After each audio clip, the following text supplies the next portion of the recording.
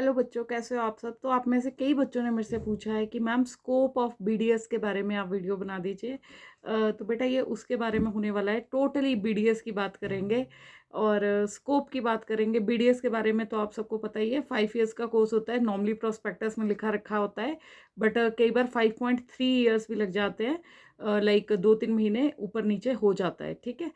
तो बाकी जब बीडीएस करके आप निकलते हो तो मैं जॉब अपॉर्चुनिटीज़ की बात करूंगी। सबसे पहले जॉब क्या होती है आपके पास अवेलेबिलिटी, हाउस जॉब, ठीक है। हाउस जॉब आप जिस भी कॉलेज में कर रहे हो वहाँ पे आप हाउस जॉब के लिए अप्लाई कर सकते हो। प्राइवेट हाउस जॉब में मैं अगर सैलरी की बात करूँ तो 5,500 से लेके आपको 7,000 तक यहाँ तक ऑफर होता है। और उसके बाद हाउस जॉब के बाद जो सेकेंड ऑप्शन रहती है आपकी कि किसी के क्लिनिक पे आप काम कर लो, है ना। क्योंकि अपनी ताकि स्किल्स आप डिफाइन कर सको, है ना। वहाँ पे आप मेरे को बोलो कि अगर आपको कितनी सैलरी ऑफर करते हैं, तो बेटा बात ऐसी है कि कई क्लिनिक्स, अच्छे क्लिनिक्स में जाओगे तो वो आपको अगर तो आप खुद काम मांगने जाओगे उनके पास, ठीक है, तो सैलरी के नाम पे फिर वही 4-5 हज़ार रुपये ऑफर करेंगे। या कई जगह आपको फ्री में भी काम करना पड़ता है, बिकॉज बेसिकली आप काम करने नहीं जा रहे, आप सीखने जा रहे हो, ठीक है।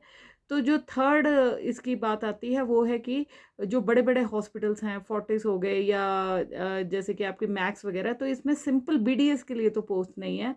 बट हाँ, कई अदर हॉस्पिटल्स ज़रूर होते हैं कि जहाँ पे जैसे किसी ने मल्टी स्पेशलिटी हॉस्पिटल खोला है, अगर किसी सर्जन ने खोला है अपना, तो वहाँ पे अगर वो मल्टी स्पेशलिटी खोल रहा है तो वहाँ पे अगर मेडिसिन की एक वो रख रहा है और वो चाह रहा है कि डेंटल भी वहीं पे अंडर वन रूफ मिले, तो जो बेसिक प्रोसीजर्स के लिए वो लोग बेसिक डेंटल सर्जन को कर लेते हैं उसमें रिक्रूटमेंट। जैसे कि मैंने अपने करियर के टाइम काम किया था, तो मैंने तो ट्रिब्यून के थ्रू जब मैं नोटिफिकेशंस देखती थी कि कहाँ कहाँ पे जॉब्स हैं, तो मैं अपना इसमें थोड़ा सा आपको बता देती हूँ। जब मैंने पास आउट करा था तो उसके बाद मैंने ट्रिब्यून के थ्रू पहले एक नर्सिंग कॉलेज में मेरी मॉर्निंग शिफ्ट में होती थी उसकी लेक्चरर की जॉब, जिसमें मेरे को लेक्चर्स लेने होते थे स्पेसिफिकली बायोकेमिस्ट्री और फार्मा के, ठीक है। और उसके अलावा मेरी जो शाम की शिफ्ट होती थी, इवनिंग शिफ्ट में मैं उन्हीं, जिनका वो कॉलेज था, तो वही जो डायरेक्टर सर थे उनकी वाइफ का ही क्लिनिक था डेंटल का, तो मेरी शाम की शिफ्ट वहाँ पे होती थी काम करने के लिए, ठीक है। तो मेरी ये बात है 2010 में मैंने ये जॉब करी थी। तो इसमें आप मेरी सैलरी पूछेंगे तो 10,000 सैलरी थी, प्लस जो मेरा हॉस्टल था वहाँ पे जो नर्सिंग कॉलेज का, वहाँ पे मेरा स्टे रहता था। संगरूर में मेरी जॉब थी, नेशनल इंस्टीट्यूट ऑफ नर्सिंग था उसका नाम, संगरूर, निम्स बोलते थे। तो वहाँ पे जो रहना और खाना ये मेरा फ्री था, तो टोटल मिला के अराउंड 15-16 हज़ार का मेरा, आप बता सकते हो, स्टार्टिंग था, ठीक है। तो शाम के शिफ्ट में मैं मैम के वहाँ पे क्लिनिक पे काम करती थी अराउंड 8 o'clock तक, ठीक है। और बाकी मेरे को ट्रांसपोर्टेशन वो फ्री था, कॉलेज से लेके जो नर्सिंग कॉलेज था वो थोड़ा सा, कॉलेज और जो डेंटल क्लिनिक था उसमें थोड़ा सा वो था, डिस्टेंस था, आई थिंक 4 किलोमीटर्स शायद, 4 to 5, तो वो मेरा फ्री था, वो मेरे को गाड़ी दी गई थी, ड्राइवर दिया गया था, ठीक है। तो ये था। इसके बाद मैंने अपना फिर से ट्रिब्यून में अपना, वहाँ मैंने 2-2.5 महीने काम किया था, और मैं लकीली अपना ट्रिब्यून नहीं छोड़ती थी, वहाँ पे मैं ना जॉब हंट करती रहती थी। तो जॉब हंट में फिर मैंने एक माता नानकी चैरिटेबल हॉस्पिटल अनंतपुर साहिब में मैंने वहाँ ज्वाइन किया था। तो वहाँ पे 16,000 सैलरी पे ज्वाइन किया था, जो कि बाद में जब मैंने वहाँ पे अपना प्रोग्रेस शो किया, जहाँ पे मैंने अपना कैलिबर शो किया, तो वो मेरे को राइज मिल गई थी उसकी 19,000 पे। और वो भी उसके भी कुछ टाइम के बाद मैं परसेंटेज बेसिस पे वहाँ पे काम करने लग गई थी, ठीक है। तो ये सारी चीज़ें मैं आपको क्यों शेयर कर रही हूँ, ताकि आपको एक आइडिया मिल जाए। और जब मैं वहाँ पे परसेंटेज बेसिस पे काम कर रही थी, तो उसी टाइम हमारा एक कमीशन निकला था। तो कमीशन जो सरकारी जॉब के लिए, तो वो मैंने अपीयर किया था, जो कि पहला 12 सीटें निकली थी हिमाचल में, जो मेरी क्लियर नहीं हुई थी। सेकंड जो मेरी निकली थी उसमें सेकंड कमीशन फिर 1 साल बाद निकला था, तो उसमें 33 सीटें निकली थी, तो वो मैंने कमीशन टेस्ट क्वालिफाई किया था। और उसके बाद मेरे को सरकारी जॉब में 21,000 में स्टार्टिंग में हम वहाँ पे लगे थे, और मेरे को ये कॉन्ट्रैक्ट सर्विस पे 5.5 साल मुझे काम करना पड़ा था, ठीक है, कॉन्ट्रैक्ट सर्विस में 5.5, यस। तो उसके बाद हम लोग रेगुलर हुए थे, ठीक है। तो ये था मेरा एक छोटा सा जर्नी। और plus coming back to the point कि और हाँ, एक और मैं पॉइंट ऐड करना चाहूँगी कि जब मैं प्राइवेट में माता नानकी में परसेंटेज बेसिस मेरा जब हो गया था, तो उसमें जो मैंने हाईएस्ट उस टाइम बैक इन 2011 और तो वहाँ पे जो मैंने हाईएस्ट अपना अर्न किया था, तो वो मेरा था 54,000। टीडीएस मेरा काटा गया था, टीडीएस काट के मेरे इन हैंड चेक आया था 48,000।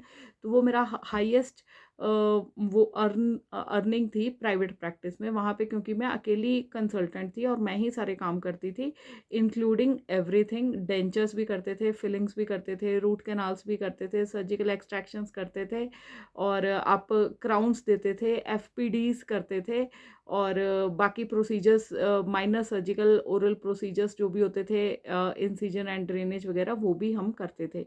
बस एक इम्प्लांट्स था जो नहीं होता था। और जब मैंने अपना गवर्नमेंट सर्विस में जाना था, तो मैं थोड़ा सा दुविधा में थी, क्योंकि ऑलरेडी मेरा प्राइवेट सेक्टर में अच्छा ग्रोथ हो रहा था। और अगर मैं इम्प्लांट्स वगैरह करती, तो अगर मैं क्योंकि जब मैंने गवर्नमेंट में स्विच ओवर किया था, तो मेरी सैलरी थोड़ी सी कम हो गई थी, और बल्कि I was earning quite well in private sector, ठीक है। बट वो रीजंस बहुत सारे होते हैं कि आप क्यों स्विच ओवर करते हैं, बिकॉज एक तो मेरी स्टेट डिफरेंट थी, दैट वाज इन पंजाब, और मैं हिमाचल से हूँ। दो, हिमाचल अनंतपुर साहिब और ऊना, जहाँ से मैं हूँ, ऊना ज़िले से, वहाँ पे सिर्फ 1 घंटे का रास्ता है, 40 मिनट का रास्ता होता है।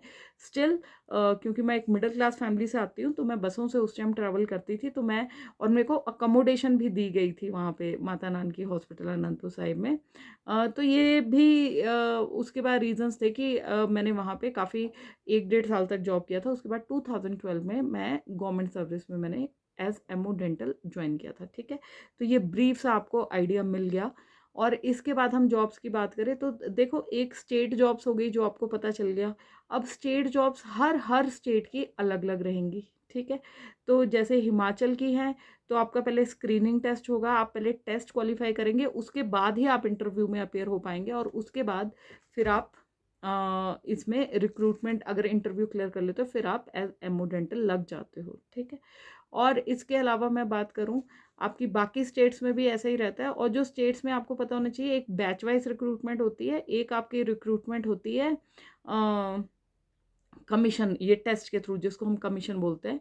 तो Himachal Pradesh public service commission है जो ये टेस्ट ऑर्गेनाइज कराता है। ऐसा ही बाकी स्टेट्स में है। बाकी स्टेट्स में भी पहले टेस्ट होता है, फिर इंटरव्यू होता है, फिर आपकी रिक्रूटमेंट होती है, ठीक है। टेस्ट के पैटर्न की मैं बात करूँ, तो अराउंड 70 to 80% आपके डेंटल सब्जेक्ट से इसमें रहता है क्लिनिकल प्लस बेसिक साइंसेज जो सिलेबस रहता है। बाकी आपका जीके रहता है।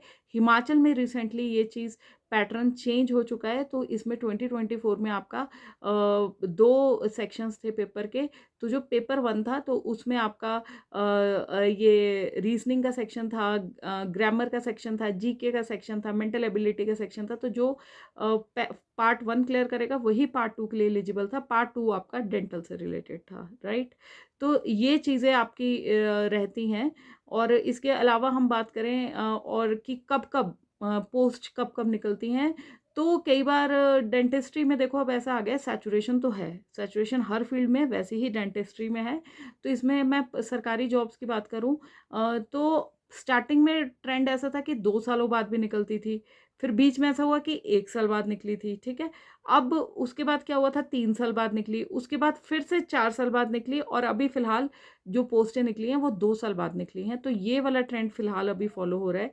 ऐसा ही बाकी स्टेट्स में, यूपी जैसे बहुत बड़ी स्टेट है, तो वहाँ पे जो उनकी जब पोस्ट निकलती हैं, तो वो कंपैरेटिवली, क्योंकि वहाँ पॉपुलेशन बहुत ज़्यादा है, तो उस हिसाब से पोस्ट भी वहाँ पे 100 पोस्टें, कई बार 200 पोस्टें भी वहाँ पे निकलती हैं, ठीक है।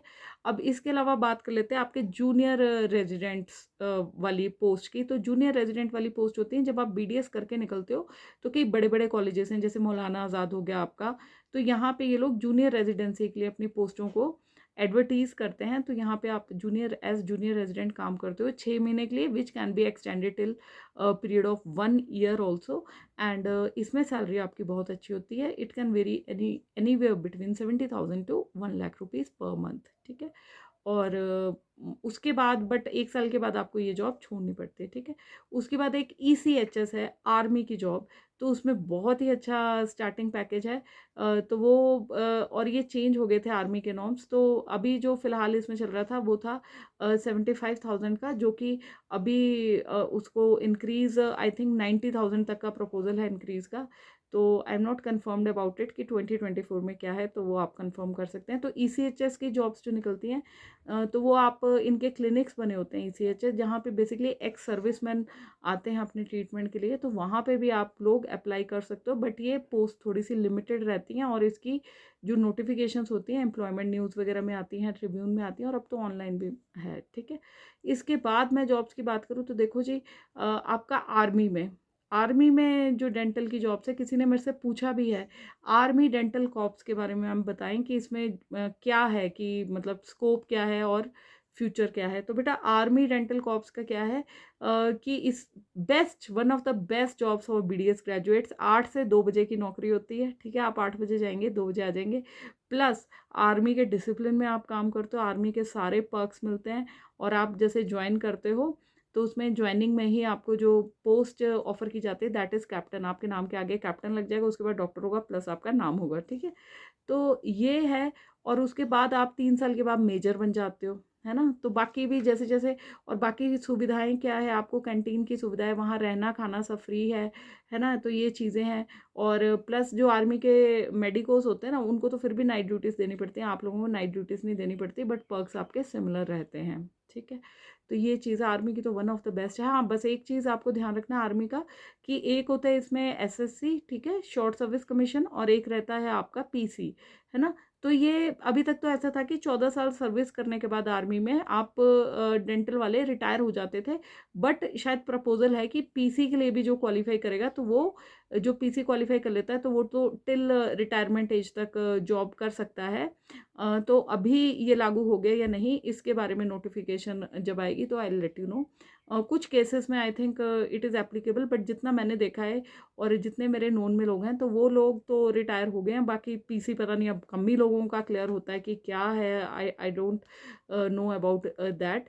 But army is one of the best jobs. और जो जब आप 14 साल बाद वहाँ पे आर्मी में काम करने भी जाते हो ना, तो वहीं से आर्मी आपको फैसिलिटी देती है कि आप वहाँ से MDS भी कर सकते हो। You can upgrade your self also. Procedure क्या है, नीट MDS का जो पेपर होता है आफ्टर BDS, तो उसमें जो आपके नंबर आए हैं उसके अकॉर्डिंग आर्मी भी अपनी वैकेंसीज निकालती है, और उसके अकॉर्डिंग आपको इंटरव्यू के लिए शॉर्टलिस्ट किया जाता है।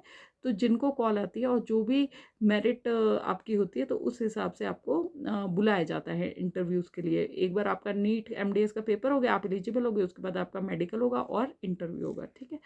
तो ये 2 चीज़ें आपको रखनी पड़ती हैं। अगर मेडिकल में आउट हो गए तो इंटरव्यू में नहीं जा पाओगे, ठीक है। तो ये रहता है, army is very strict about that. तो ये चीज़ें प्लस आपके जो पर्क्स हैं वो भी आपके बहुत अच्छे हैं। और क्या है, अगर आपको इंडिया घूमने का शौक है तो आपको आर्मी प्रोवाइड करती है, क्योंकि आपकी पोस्टिंग कहीं भी हो सकती है। तो मेरी एक नोन थे, तो उनकी पोस्टिंग हुई थी, तो उनकी पोस्टिंग आ गई थी नॉर्थ ईस्ट पार्ट में। तो चाहे लड़कियां हैं चाहे लड़कियां, आपकी पोस्टिंग्स कहीं भी हो सकती हैं। अगर कोई कपल है कि हाँ भाई जो आर्मी में चल जाता है, तो वो तो फिर चेरी ऑन द केक वाली बात है ना। आप लोग उसमें अप्लाई तो कर सकते हो कि आपको नियर बाय पोस्टिंग्स मिल जाएँ, बट वो थोड़ा सा मुश्किल रह जाता है, पोस्टिंग्स थोड़ी दूर दूर आती हैं, ठीक है। और प्लस MDS करने का भी आपको चांस मिलता है, तो फिर आप 14 साल के बाद निकल भी सकते हो। और उसके रूल्स आपको, जब आप सर्विस में जाओगे तो वो रूल्स चेंज होते रहते हैं, तो फिर वो आपको उसके अकॉर्डिंग बताएंगे, ठीक है। इसके अलावा सेंट्रल सर्विसेज की बात कर लेते हैं, UPSC। तो यहाँ पे भी हमारी निकलती हैं जॉब्स। तो UPSC में, तो जो UPSC में जॉब्स निकलती हैं आपकी, ये थोड़ी सी डेंटल की कम रहती हैं सेंट्रल सर्विसेज। कभी कभी 2 पोस्टें निकलती हैं, कभी 10 पोस्टें निकलती हैं, कभी 15 निकल जाएंगी। और ऐसा भी कुछ स्पेसिफिक नहीं है कि ईयरली निकलेंगी या नहीं निकलेंगी, ठीक है। अब इसके अलावा मैं बात करूँ तो आप लोग और क्या कर सकते हैं। क्लिनिकल प्रैक्टिस तो आप लोगों को पता ही है। क्लिनिकल प्रैक्टिस में आप देखो बेटा, स्टार्टिंग में आओगे, स्टार्टिंग में सैलरी आप 10,000 रुपये तक भी बड़ी मुश्किल से कमा पाओगे, ठीक है। But once you put in efforts, you know once you put in efforts of but once you put in efforts of around 3 to 4 years। अगर आपको एक एरिया में आपने एस्टेब्लिश होकर काम कर लिया है तो, और आपकी क्लिनिकल स्किल्स रिफाइन हो गई हैं, तो उसके बाद you can decently earn up to 50,000 per month. And after 6 to 7 years of practice this 40,000 per month can go anywhere between 1 lakh to 5 lakhs. It all depends on your clinical skills.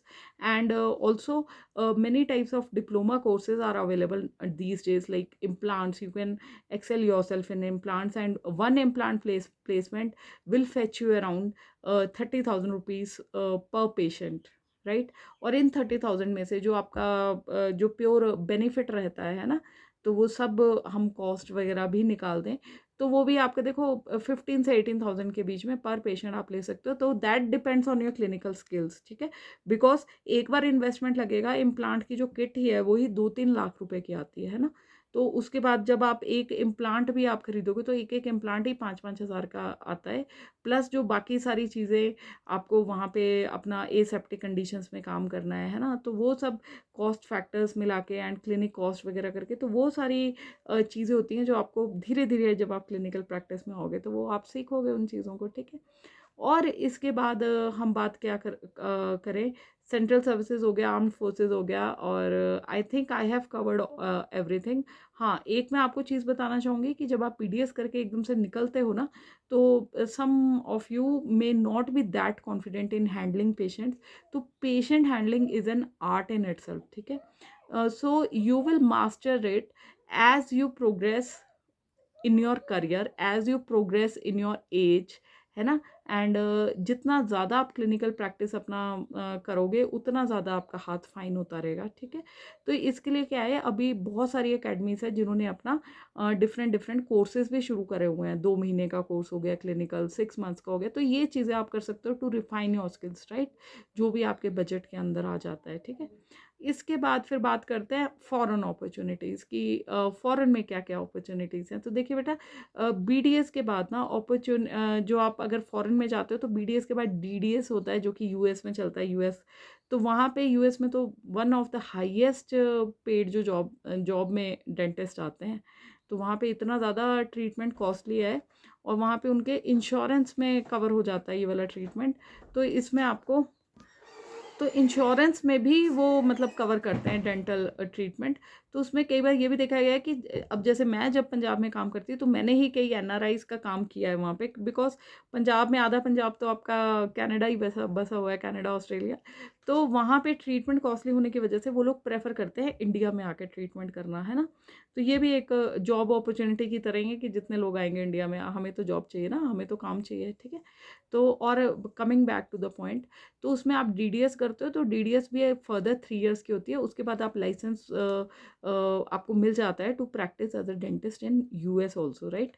And बाकी जो states हैं जैसे आपका Australia हो गया, वहाँ पे अगर आप इंडिया से भी एमडीएस करके जाते हो तो वहाँ पे इंडिया की भी जो डिग्री है वो वैलिड है, you can practice as dentist there. But ये जो रूल्स हैं ये चेंज होते रहते हैं, ईयर दर ईयर नए नए चेंजेस आ जाते हैं। और कुछ कंट्रीज़ ऐसी हैं कि जहाँ पे अगर आप एज बीडीएस अगर आपने डेंटल में इंडिया से किया है तो वहाँ अगर आप प्रैक्टिस करने जाओगे तो वहाँ पे आपको इंडिपेंडेंट डेंटिस्ट की तरह आप प्रैक्टिस नहीं कर सकते, बट आप हाइजीनिस्ट की तरह वहाँ पे scaling procedures and simple restorative procedures you are allowed to do that, right.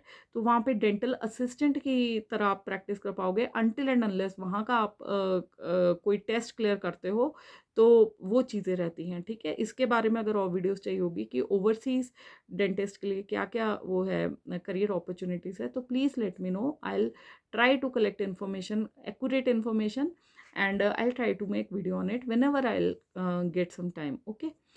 तो बेटा ये सारी अपॉर्चुनिटीज़ हैं जो है। और बाकी फिर भी जो लोग बोलते हैं कि हाँ भाई इसके बाद हाँ जी, एक मेजर चीज़ I think I have missed out, that is MDS. तो बीडीएस के बाद स्कोप में एमडीएस बहुत ही इंपॉर्टेंट है। एमडीएस हमारी जो ब्रांचेस हैं वो हो जाता है आपका हमारी 8 to 9 ब्रांचेस हैं आई गेस। तो पहले क्लिनिकल की बात करते हैं। एक प्रोस्थो होता है, oral and maxillofacial surgery. Prostho में आप डेंचर्स का काम करते हो जो, और क्राउन्स का काम करते हो। ओरल एंड मैक्सिलोफेशियल सर्जरी, इसमें आप एमडीएस में क्या करते हो, आपके जो एक्सीडेंटल केसेस होते हैं, ट्रॉमा केसेस होते हैं, कोई भी कहीं से एक्सीडेंटल इंजरी आ गई वो आप डील करते हो। इम्प्लांट्स आप इसमें डील करते हो, इम्प्लांट्स प्रोस्थो में भी डील करते हो, ठीक है। तो इसमें आप आपके जो आई के ऑर्बिट के फ्रैक्चर्स हैं, और आप इसमें इवन मैक्सिलोफेशियल प्रोस्थेसिस भी बनाते हो, ठीक है। मैक्सिलोफेशियल प्रोस्थेसिस का मतलब है कि आप ना प्लास्टिक सर्जन वाली फील लोगे इसमें। और ये जो मैक्सिलोफेशियल सर्जन्स होते हैं ना, they work in ICUs. Cleft palate के केसेस ये लोग करते हैं, और इसके बाद इनकी फेलोशिप्स या फिर सुपर स्पेशलाइजेशन बोलो आप, तो उसमें जैसे क्लेफ्ट पैलेट में कोई चला जाएगा, कोई मैक्सिलोफेशियल प्रोस्थेसिस में चला जाएगा, या फिर कोई ओरल कैंसर में चला जाता है। ओरल कैंसर एक ऐसी फील्ड है कि आप उसमें फिर सर्जन्स के साथ काम करोगे, ईएनटी सर्जन्स, एंड आपकी एक टीम बन जाती है जो कि आप उनके साथ मिल के काम करोगे। तो जिसको ऐसा कभी लगे कि बीडीएस के बाद यार वो फील मिसिंग है कि जो एमबीबीएस में थी, तो वो ये ओरल एंड मैक्सिलोफेशियल सर्जरी जो फील्ड है ये उसके लिए है। बट स्टिल फिर आप बोलोगे कि एमडीएस के बाद भी स्ट्रगल है, तो बेटा वो स्ट्रगल हर कहीं है। वो आपको तो अपनी फिर एक प्रॉपर उसमें जाके आपको, अब वो तो मैं एमबीबीएस में भी वो चीज़ आ गई है। मेरा एक अपना ही कज़न है जिसने एमबीबीएस करी है, और उसने चंडीगढ़ जीएमसी 32 से करी है।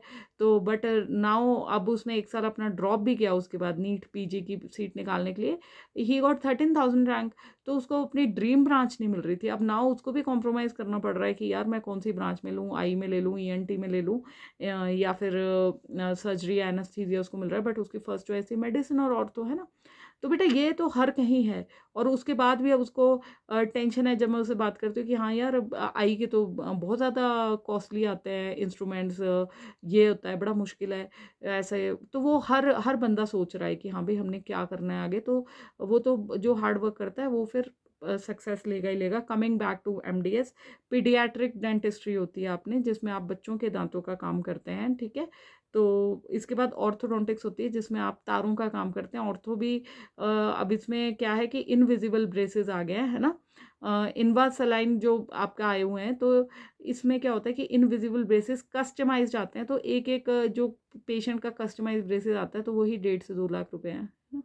तो ये आपको पता होनी चाहिए चीज़ें कि जो टेढ़े मेढ़े दांतों को ठीक करने। और जो बाकी ब्रेसेस की मैं बात करूँ, तो वो भी आपके अराउंड 30-40 थाउजेंड पर केस आप कमा लेते हो। तो वही मंथली बेसिस पे आपको जाना होता है, एज कंसल्टेंट काम कर सकते हो क्लिनिक्स में। अपना क्लिनिक तो खैर खोल ही लोगे।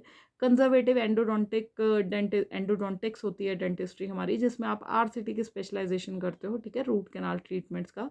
एक सिंपल ग्रेजुएट भी करता है, but there are certain cases की जहाँ पे असेसरी कैनाल्स हो सकते हैं, या कि जो सिंपल जब हम करते हैं कन्वेंशनल डेंटिस्ट्री से रूट कैनाल ट्रीटमेंट करते हैं, तो नहीं हो पाते हैं सेटल ना, तो in that cases you refer your patients to them, ठीक है। फिर इसके अलावा पेरियोडोंटिक्स में भी आप इम्प्लांट्स अलग से सिखाया जाता है। तो गम्स की सर्जरीज वगैरह आप करते हो, तो जिनके ब्लैक गम्स हैं, लेज़र ट्रीटमेंट से आप उनको कर सकते हो। कईयों के गम्स ही पूरे दांतों को कवर किया होता है, तो ये सारी चीज़ें आप उसमें करते हो। एस्थेटिक प्रोसीजर्स भी करते हो गम से रिलेटेड, राइट। इसके बाद नॉन क्लिनिकल जो ब्रांचेस हैं आपकी, एक और ब्रांच है PCD, preventive and community dentistry, जिसमें कि आप प्रिवेंशन पे फोकस करते हो, राइट। कैंप्स वगैरह लगाते हो, और इसमें आप जनरल डेंटिस्ट्री की सारी ब्रांचेस को ना एक कोलैबोरेटिव वे में एपिडेमोलॉजिकली जो आपकी स्टडीज होती है वो करते हो। ओरल पैथ एक ब्रांच है, वो करते हो आप, ओरल पैथोलॉजी एंड माइक्रोबायोलॉजी। तो ये नॉन क्लिनिकल ब्रांच है। तो इसमें आप पढ़ाई करते हो कि जैसे कि कईयों के जाइंट सेल ट्यूमर्स हो गए, अमीलोब्लास्टोमा वगैरह, ऐसी ऐसी चीज़ें हैं, तो उनकी आप माइक्रोस्कोपिक स्टडी करते हैं, ठीक है। ओरल पैथोलॉजी, तो ये लोग रिपोर्ट्स भेजते हैं आपको। ओरल मेडिसिन एंड रेडियोलॉजी, तो ये एक ब्रांच है ओरल मेडिसिन एंड रेडियोलॉजी, जिसमें आप ओरल मेडिसिन के बारे में पढ़ते हो और रेडियोग्राफ्स वगैरह के बारे में पढ़ते हो, आईओपीएस, और जो मुंह का बड़ा वाला रेडियोग्राफ होता है, और जैसे सीबीसीटीज है ना, जो सीटी स्कैन माउथ का होता है, वो आप करते हो। तो ये 9 ब्रांचेस हैं डेंटिस्ट्री की, जिनमें आप एमडीएस कर सकते हो, ठीक है।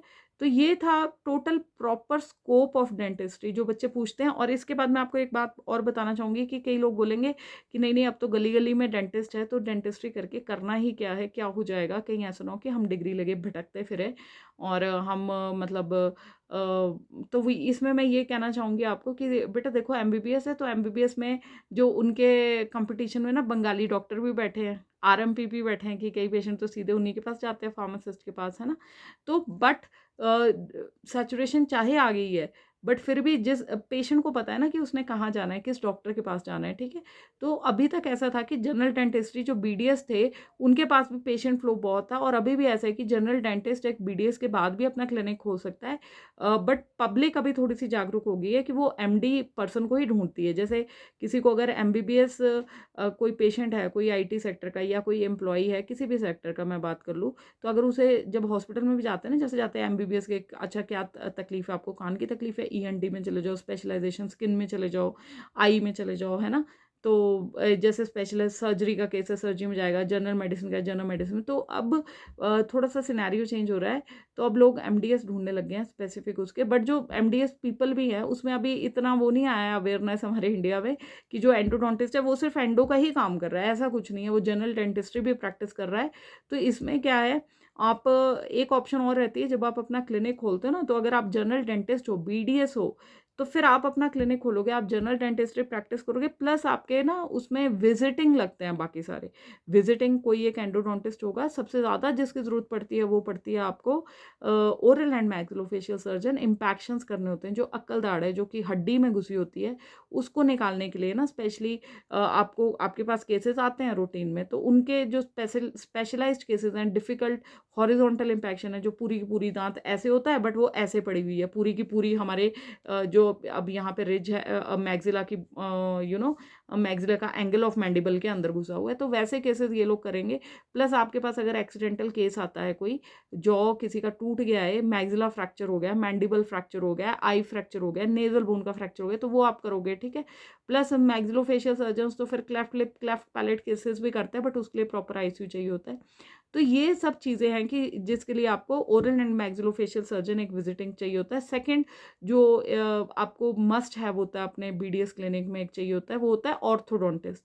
तो ऑर्थोडोंटिस्ट, तारों के टेढ़े मेढ़े पेशेंट्स आएंगे तो वो आपको करवाने ही पड़ेंगे उनसे, क्योंकि अभी रिसेंटली देखने में आया कि कई जो जनरल डेंटिस्ट थे वो लोग प्रैक्टिस कर रहे थे फिक्स्ड ऑर्थोडोंटिक्स, तारों का वो कर रहे थे। रिमूवेबल तो दे ही सकता है, जो प्लेट होती है ना वो तो जनरल डेंटिस्ट दे सकते हैं, बट तारों का उन्होंने किया है। तो एक दो जगह देखने में आया कि लोगों ने केस कर दिए हैं कि कैसे एक जनरल डेंटिस्ट ने कर लिया, और बल्कि इसके लिए तो ऑथोराइज सिर्फ एक जो आपके फिक्स्ड जो ऑर्थोडोंटिक्स सीख के आते हैं ऑर्थोडोंटिस्ट, वही इसको करने लायक होते हैं। और एक और चीज़ बताना चाहूँगी, जो MDS oral and maxillofacial surgery है, इसमें आप फर्दर जा सकते हो स्किन में, कॉस्मेटिक प्रोसीजर्स में, हेयर ट्रांसप्लांट्स में, बोटॉक्स में, फिलर्स में, और जो आपके नए नए अब चले हैं ना फेशियल, हाइड्रा फेशियल चल गया, कार्बन फेशियल चल गया है ना, तो जो एक एक फेशियल ये आपका 10-10 हज़ार रुपये का आता है। तो ये MDS and oral and maxillofacial surgery ऐसी ब्रांच है जो आपको कॉस्मेटोलॉजी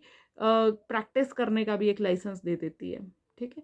तो ये अब आने वाले ईयर्स में ना, जैसे तो ये अभी एक बीच में बहुत ही ये चल पड़ा था, डिबेट चल पड़ा था कि डर्मा वालों के डायरेक्ट कंपटीशन में ओरल एंड मैक्सिलोफेशियल सर्जन्स खड़े गए हैं, और ईएनटी के कई जो प्रोसीजर्स हैं वो MDS oral and maxillofacial surgery वाले भी कर रहे हैं। तो ये but MDS in oral and maxillofacial surgery का स्कोप ही इतना बड़ा है ना। तो we are, if you do this MDS in oral and maxillofacial surgery, तो अगर आपके ब्रॉडर प्रोस्पेक्ट्स हैं लाइफ में, तो आप कॉस्मेटोलॉजी फील्ड में भी जा सकते हो। और अभी ये हो ही रहा है कि स्किन एंड डेंटल क्लिनिक्स ना side by side, oral and maxillofacial surgeon they are managing that, क्योंकि मतलब नहीं तो अदरवाइज आप स्किन में जाते हो तो एमबीबीएस करोगे, उसके बाद स्किन का करोगे, उसके बाद you will be able to practice.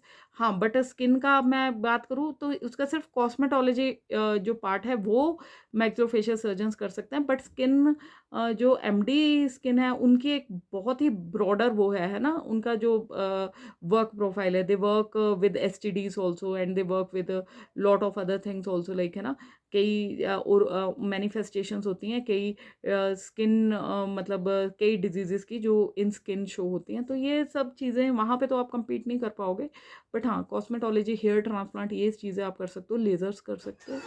तो ये चीज़ें आपको पता होनी चाहिए। और तो यही था, that was all about scope of dentistry. And जिन बच्चों ने मेरे से पूछा था कि स्कोप ऑफ डेंटिस्ट्री पे एक ब्रॉड सा वीडियो बना दीजिए, आई होप आप सबके आंसर्स इसमें आगे होंगे, आंसर्स हो गए होंगे। हाँ, एक और चीज़, जो अभी सैलरी की हम बात कर रहे थे, तो सैलरी में जैसे एक बात स्टेट की जो सैलरी है वो वेरी कर सकती है, आपकी कौन सी स्टेट में आप काम कर रहे हो, तो वो वेरी कर सकती है बिटवीन 40,000 से लेके आपका 60 या 70,000 तक स्टार्टिंग का पैकेज हो सकता है। तो इसमें क्या है, जैसे मैं हिमाचल की बात कर लूँ, तो आपको हिमाचल में कॉन्ट्रैक्ट सर्विस में आपको 2 साल तक का पीरियड है आपका, तो इसमें 40,000 आपकी स्टार्टिंग सैलरी है, वेदर यू आर BDS और MDS।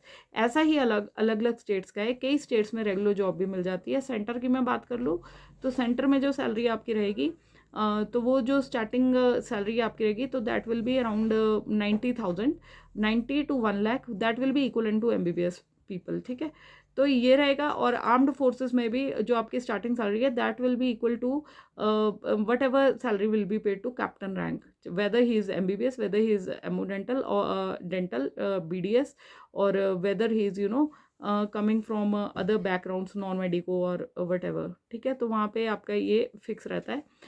तो ये था सैलरी पे, और वो प्रोबेबली 1 लाख से ऊपर ही होगा, उससे कम नहीं होने वाला। बट स्टेट्स में, जैसे मैंने बताया कि स्टेट्स में कॉन्ट्रैक्ट पॉलिसी है, हिमाचल में तो है फिलहाल 2 साल की। तो ये चीज़ें हैं। पहले ये कॉन्ट्रैक्ट पॉलिसी हिमाचल में 8-8 साल रही है, फिर 6 साल रही है, फिर 5 साल पे आई, फिर 3 साल पे आई, तो प्रेजेंटली 2024 में it is around this 2 years, right. So ये चीज़ें आपको पता होनी चाहिए थी। तो स्कोप बहुत ज़्यादा है, बट एक चीज़ मांगती है dentistry, that is hard work, dedication, patience, and your dealing with your patients, कि कैसे आप पेशेंट के साथ डील करो। और आपका हाथ, आपने सुना होगा कि कई पेशेंट्स बोलते हैं उन डॉक्टर साहब का हाथ बड़ा हल्का है। और डेंटिस्ट्री में एक खास बात है कि वर्ड ऑफ माउथ, जिन पेशेंट्स का आप अच्छा काम करोगे, वो आगे आगे आगे आगे आपका नाम दूसरे को रिकमेंड करते हैं। आपको कुछ बोलने की ज़रूरत नहीं पड़ती अपने मुँह से, आपका काम बोलता है, ठीक है। Dentistry is all about hard work. तो वही मैं आपको बार-बार चीज़ें बोल रही हूँ। तो जितनी स्किल्स आप सीख सकते हो अपने कॉलेज में, अब जैसे मैं एक नॉन मेडिको बैकग्राउंड से आती हूँ, तो मैं अपने घर की पहली डेंटिस्ट हूँ, पहली डॉक्टर हूँ। तो जो फर्स्ट बच्चे ने स्ट्रगल किया होता है ना, तो उसका फ़ायदा जो होगा ना, आप जो आपके बाद कोई आपका भाई-बहन या फिर आपका कज़न, आप उसको गाइड कर सकते हो, ठीक है। तो मेरा पर्पस भी वीडियो को यही बनाना है कि जिन लोगों को नहीं पता है डेंटिस्ट्री के बारे में, तो they get to know about it. और इम्प्लांट्स, जो इम्प्लांट्स की एक और चीज़ बताना चाहूँगी, ज़रूरी नहीं है इम्प्लांट प्रैक्टिस के लिए आपको MDS होना ज़रूरी है। You after BDS also you can practice implants. After BDS gives you enough training to practice implants on your patients very confidently. And इसके लिए क्या करना होता है, इसके लिए कोर्सेज हैं, बहुत अलग अलग अकेडमीज लोगों ने चलाई हुई हैं, जहाँ पे दे गिव यू सर्टिफिकेशन। अब आप देखो, 1 महीने का कोर्स भी कर सकते हो, 4 महीने का भी कर सकते हो, 6 महीने का भी कर सकते हो, साल का भी कर सकते हो, ठीक है। तो दैट डिपेंड्स ऑन यू कि आपको किस उसमें जाना है, ताकि आपको उस लेवल का कॉन्फिडेंस आ जाए। तो मेरी पर्सनल चॉइस देखोगे तो मुझे ऐसा लगता है कि किसी ने अगर अच्छे से प्रैक्टिस करना है, और इसमें ना वीकेंड कोर्सेज भी आपके अवेलेबल होते हैं, तो मुझे ऐसा लगता है साल वाला इज़ एनफ, कि जो आप वीकेंड पे चले जाओ, अपना क्लिनिक भी देखो, उसमें वीकेंड में जाके आप उसमें इम्प्लांट डेंटिस्ट्री उसमें प्रैक्टिस कर सकते हो, और अपने क्लिनिक। और अगर फिर भी अगर आपको नहीं लेना है रिस्क, तब फिर आप क्या कर सकते हो कि MDS जो पीपल आपके विजिटिंग है ना, तो जो मैंने 2 बात की थी कि जो 2 विजिटिंग सबसे इंपॉर्टेंट कौन कौन रहते हैं, MDS in oral and maxillofacial surgery, and second रहते हैं MDS इन ऑर्थोडोंटिक्स।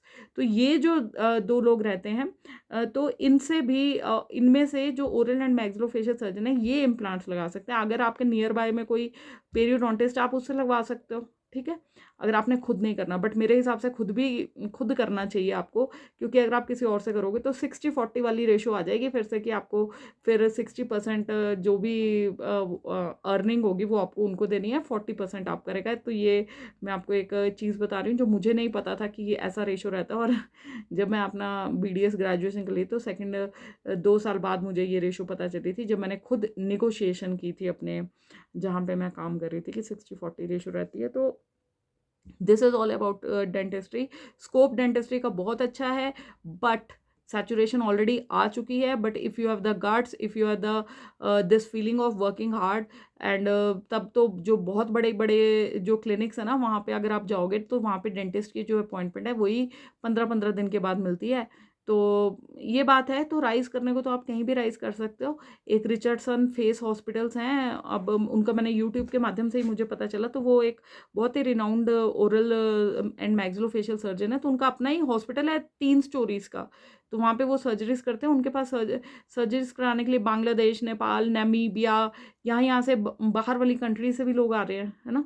तो वो प्लास्टिक सर्जरीज़ पूरी करते हैं, प्रॉपर करते हैं, जनरल एनेस्थीसिया के अंडर काम करते हैं, क्लेफ्ट पैलेट केसेस करते हैं और बड़े-बड़े ट्यूमर्स वो हटाते हैं, लोगों को फेस रिकंस्ट्रक्शन देते हैं। कई लोग तो कॉस्मेटिक प्रोसीजर्स कराने जाते हैं, किसी का मैक्सिला बड़ा है, उसको रेड्यूस कराना है, किसी का मैंडिबल बड़ा है, उसको रेड्यूस कराना है, किसी को लिप सर्जरी करानी है या किसी को फेस प्रोफाइल चेंज कराना है।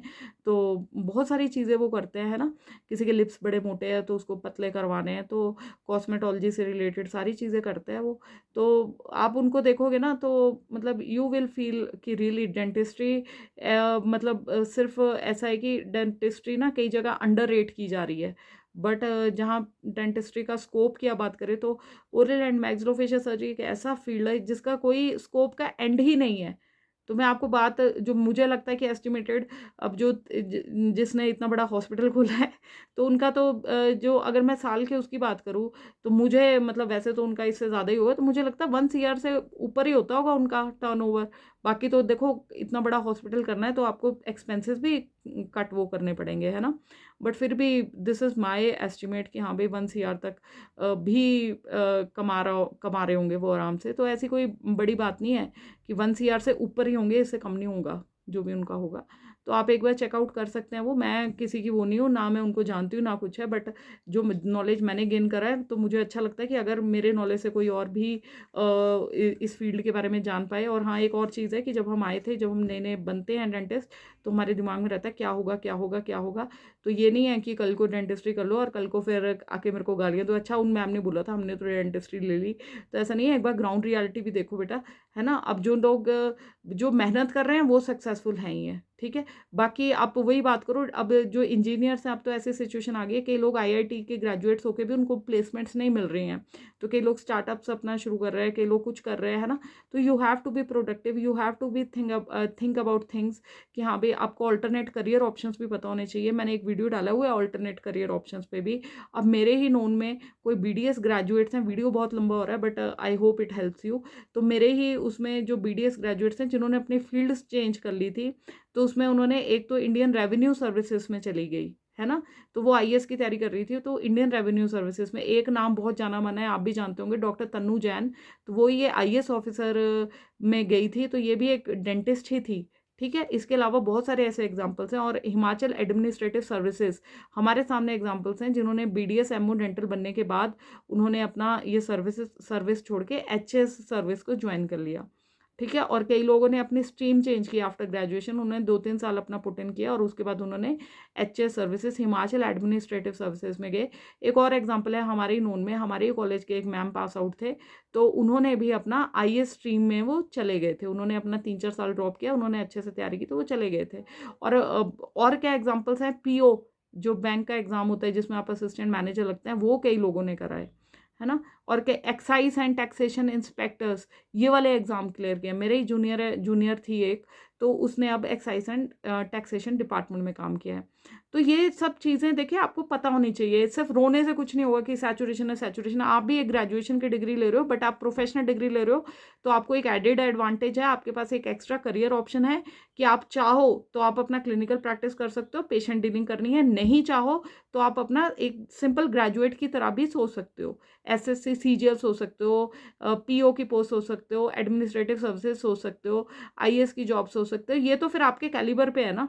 अगर हम बस रोते ही रहेंगे फिर तो हम रोते ही रह जाएंगे। मेहनत करने का कहीं ना कहीं तो हमें डिसीजन लेना पड़ेगा और हमें तैयार रहना पड़ेगा टू फेस द चैलेंजेस। बस ये है कि प्रोफेशनल डिग्री का ये एक फ़ायदा होता है कि अगर बाकी जगह से आपको डर लगता है तो आप अपना एक बैठ के अपना एक आराम से क्लिनिक खोल सकते हो, अगर ज़िंदगी आराम से बितानी है कि हाँ भाई ठीक है कि हमें, और साथ साथ में आप कुछ स्टडी भी कर सकते हो। तो ये तो सब आपके देखो दिमाग पे है, पोटेंशियल पे, पोटेंशियल बहुत है, बस आप यूटिलाइज करना सीखो उस पर, है ना?